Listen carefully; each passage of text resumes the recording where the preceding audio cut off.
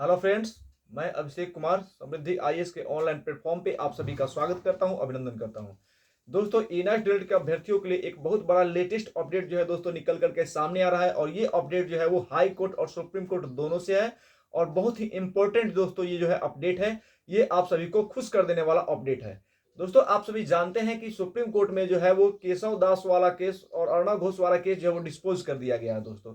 तो उसमें आगे क्या कदम हो सकता है इस पर हम बात करेंगे, साथ ही बताएंगे आप सभी पटना हाई कोर्ट में जो है बीपीएससी टीआरई 1 में बीपीएससी टीआरई 1 में सप्लीमेंट्री रिजल्ट वाले वैसे बच्चे जिनको एनआईओएस के कारण जो है वो बाहर कर दिया गया था, उन अभ्यर्थियों ने जो है पटना हाई कोर्ट में अब एक नया केस जो है दोस्तों दर्ज कर दिया है, जिसमें उन्होंने कहा है कि क्यों बीपीएससी टीआरई 1 में जो उनका सिलेक्शन हुआ और जब सप्लीमेंट्री रिजल्ट आया तो एनआईओएस डिलीट करने के कारण उनको जो है वो बाहर कर दिया गया। इसको लेकर के जो है पटना हाई कोर्ट में केस दर्ज कर दिया गया है। साथ ही दोस्तों हम बात करेंगे कि इलाहाबाद हाई कोर्ट में जो केस डिस्पोज हुआ है उसका अगला अगला कदम जो है वो क्या होने वाला है। साथ ही दोस्तों दिल्ली हाई कोर्ट से क्या अपडेट है उस पर भी हम जो है दोस्तों बात करेंगे। तो सबसे पहले आपको बता दूं कि ये वीडियो जो है बहुत इंपॉर्टेंट होने वाला है, अंत तक आप इस वीडियो के साथ जुड़े रहिए और सबसे पहले आप इस चैनल को सब्सक्राइब कीजिए, लाइक कीजिए, कमेंट कीजिए और ज्यादा से ज्यादा शेयर कीजिए कि एनआईटी डीएलएड अभ्यर्थियों को मान्यता दिलाने के लिए जब भी कोई नया अपडेट निकल करके आए तो शीघ्रता से आप तक जो है वो पहुंच पाए। अब दोस्तों सबसे पहले हम बात करते हैं पटना हाई कोर्ट वाले केस की। तो दोस्तों आप सभी को पता है कि बीपीएससी टीआरई 1 में सप्लीमेंट्री रिजल्ट वाले को एनआईओएस के कारण यानी एनआईओएस डिलीट के कारण 18 महीने के डिलीट कोर्स करने के कारण उनको जो है वो बाहर कर दिया गया है। ये बहुत इंपॉर्टेंट चीज है, आप सभी को पता है कि टीआरई 1 में उनका एक बार सिलेक्शन हुआ, सप्लीमेंट्री रिजल्ट आया तो उसमें कहा गया कि नहीं, एनआईओएस के कारण एनआईओएस से जो डिलीट किए हैं उनको नहीं लिया जा सकता, उनको जो है बाहर कर दिया गया। तो अब उसमें जो है वो केस दायर हो गया है पटना हाई कोर्ट में। ये एक बहुत बड़ी अपडेट है और पटना हाई कोर्ट से पूरी उम्मीद है कि इसमें जो है वो देखा जाएगा, अपने पक्ष इनके पक्ष को जो बेहतर तरीके से रखेंगे तो इनको देखा जाएगा और इनके पक्ष में वैसे अभ्यर्थी जिनका टीआरई 1 में सिलेक्शन हुआ था उनके पक्ष में जो है वो आएगा, ऐसा उम्मीद किया जाता है। इस ये जो केस किया गया है इसका केस नंबर भी आ गया है दोस्तों। तो इस केस का जो नंबर है वो 4023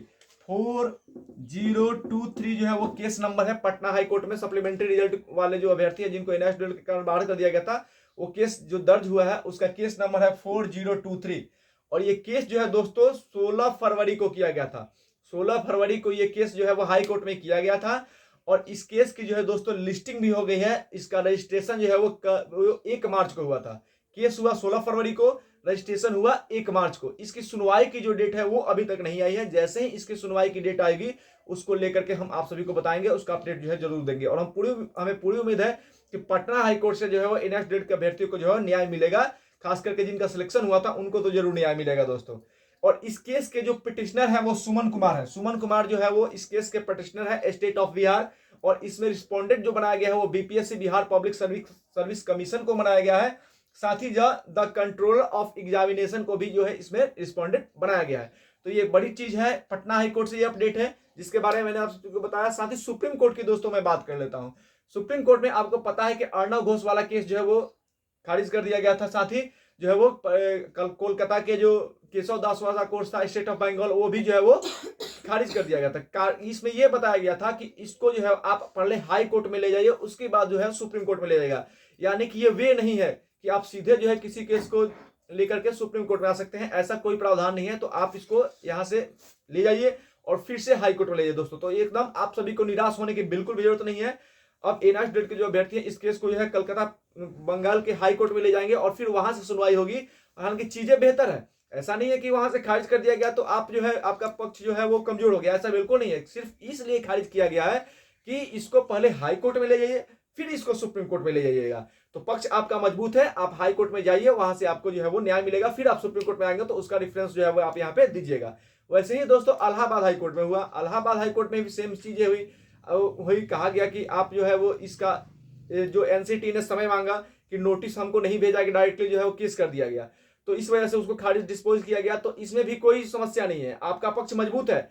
आप एक बार फिर से स्टार्टिंग से शुरू से जो है वो प्रोफेशनल तरीके से इस केस को इलाहाबाद हाई कोर्ट में ले जाइए। इलाहाबाद हाई कोर्ट में इस केस को फिर से सुना जाएगा दोस्तों और वहां पे जो है चीजें क्लियर होंगी। ऐसे ही दिल्ली हाई कोर्ट के केस की बात करें तो दिल्ली हाई कोर्ट में जो केस किया जा चुका है, देखिए उसका अपडेट क्या आता है। अभी तक उसका कोई अपडेट आया नहीं है, तो जैसे ही उसका कोई अपडेट आएगा हम आप सभी को बताएंगे। तो एनआईटी डीएलएड के अभ्यर्थी जिनका इलाहाबाद हाई कोर्ट से केस डिस्पोज हुआ, सुप्रीम कोर्ट से केस डिस्पोज हुआ, उनको बिल्कुल भी घबराने की जरूरत है। गैजेट प्रकाशन वाला जो इलाहाबाद का कोर्ट का जो केस था उसमें पॉजिटिव भी देखने को मिला कि एनसीटी जो है इसमें भागता दिखा। एनसीटी ने कहा कि हमको जो है वो नहीं मिला है टाइमिंग, यानी हमको जो है कोई नोटिस नहीं मिला है।